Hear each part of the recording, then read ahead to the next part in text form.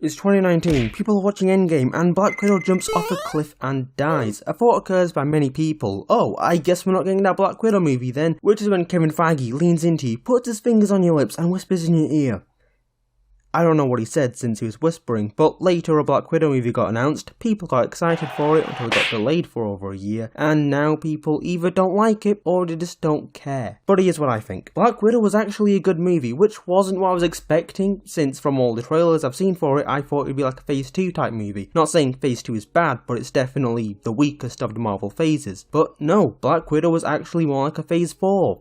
Thing. Can't say movie because all they've done so far are shows, but Black Widow was definitely like those shows in that it dealt with the consequences of a previous movie. The shows have dealt with the aftermath of Infinity War and Endgame, but Black Widow deals with the aftermath of Civil War, which I didn't really expect the movie to do since the MCU have already shown the ripples of the impact that Civil War caused, and I thought that's all we'd get from that story. I say ripples, but obviously Thanos won Infinity War because of what happened in Civil War, but we never properly saw how the Accords affected the Avengers as people outside of Civil War. And even though I knew Black Widow was set in between Civil War and Infinity War, since you can't really do a movie after Endgame, although that movie would probably still do well since it's an MCU film, and at this point people would definitely pay to watch Black Widow's decaying corpse for 2 hours. Don't lie, you spend £30 on Disney Plus to watch it. But anyway, I didn't actually think the movie would focus so much on the Sokovia Accords, but they did. The whole movie is about Natasha, played by famous bonsai tree Scarlett Johansson, on the run from the government and other Black Widow assassins plus Taskmaster. The whole movie is just a big chase whilst Natasha and Yelena try to break the other Widow assassins free from being mind controlled with the help of Red Guardian and not Black Widow.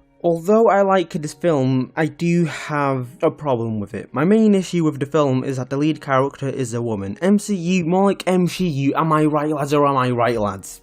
No, I'm obviously joking, it's not the biggest issue, but it's like top 5. My biggest issue is Taskmaster, in that it's actually a woman. I should probably stop making these jokes before people think I'm actually sexist. Which isn't true, I just find it confusing when I see a woman in a movie when they should be in the kitchen making me food. It hurts my masculinity just knowing that women exist. You know how I feel? Anyway, my actual problem with Taskmaster is that she's not Taskmaster. She's just a mindless pawn to the main villain, who, by the way, is actually good. Nobody's talking about him, but he's actually a good villain because he beats up women, which makes him the best thing to ever exist in the MCU.